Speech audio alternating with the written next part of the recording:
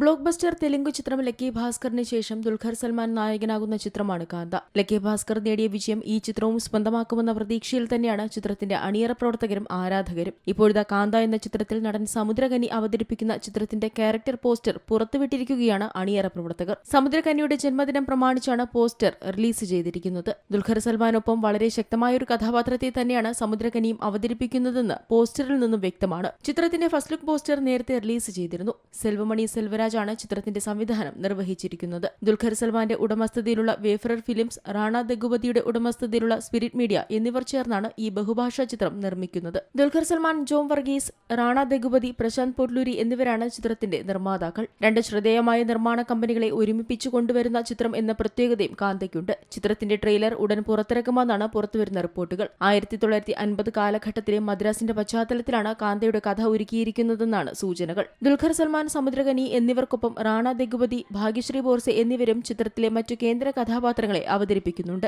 തമിഴിൽ ഒരുക്കിയിരിക്കുന്ന ചിത്രം മലയാളം, തെലുങ്ക്, ഹിന്ദി ഭാഷകളിലും റിലീസ് ചെയ്യും. ഡാനി സാഞ്ചസ് ലോപ്പസ് ഛായാഗ്രഹണം നിർവഹിച്ചിരിക്കുന്ന ചിത്രത്തിന് സാനു ചെന്ററാണ് സംഗീതം നൽകിയിരിക്കുന്നത്. Entertainment desk, C Malayalam news.